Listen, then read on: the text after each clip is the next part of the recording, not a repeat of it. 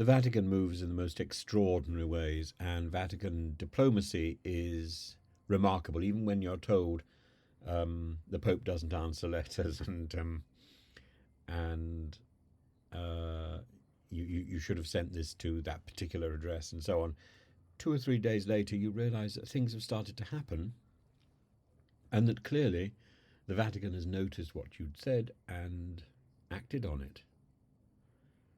And so Blinken's trip to Rome, which has just started for the G7, that'll be the last G7 of President Joe Biden's term of office before Trump takes over.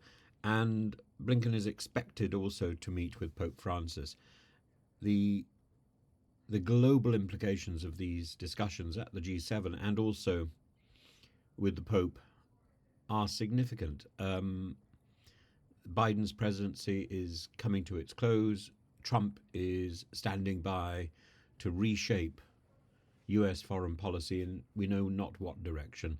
And Blinken's audience with the Pope underscores the symbolic significance of Vatican diplomacy.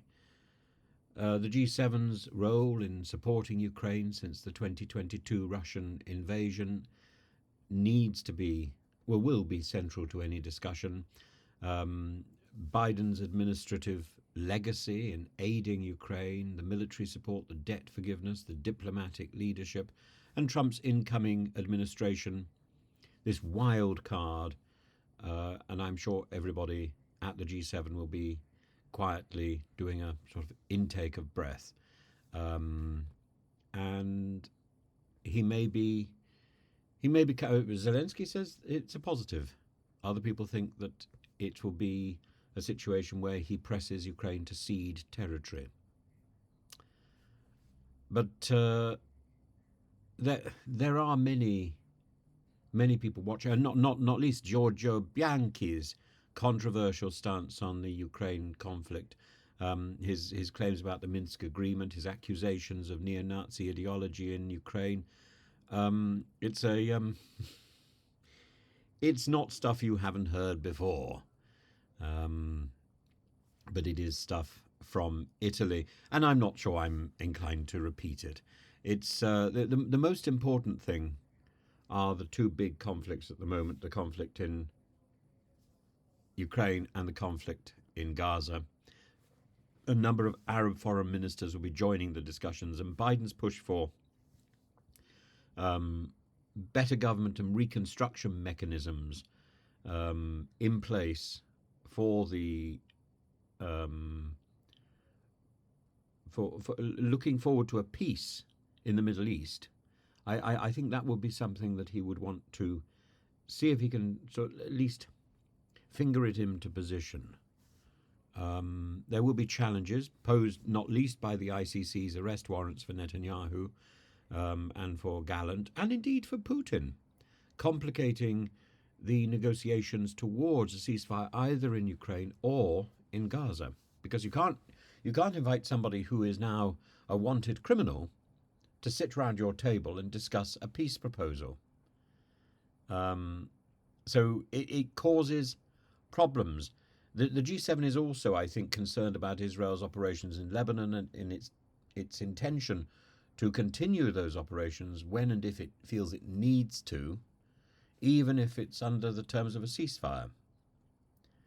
And I think the broader regional security and the broader concerns of the G7 will be stretched to breaking point over the next few days, and not least of all because of the discussions which must take place on China, focusing on Taiwan, the South China Sea, the trade disputes, and Trump's intentions to escalate tariffs and confront Beijing.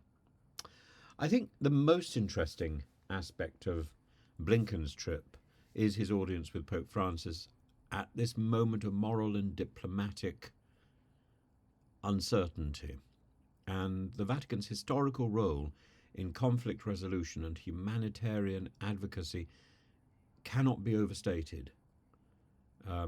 And equally, I'm sure one can speculate about the topics that will be discussed: Ukraine, Middle East peace, global poverty, maybe even climate change. But I imagine there will be discretion covering whatever is discussed. The G7 as a culmination of Biden's foreign policy efforts, it's not a bad one, particularly if he could move a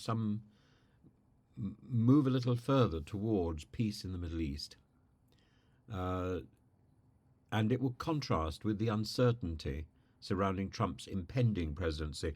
And will the G7's unity endure in the face of shifting US priorities? That's something which I'm sure is on people's minds, and I'm sure there will be an effort to reassure the world that unity will persist, and that the next G7 will be coming up shortly with Trump. It's a spooky thought, but certainly while people are talking, it is better.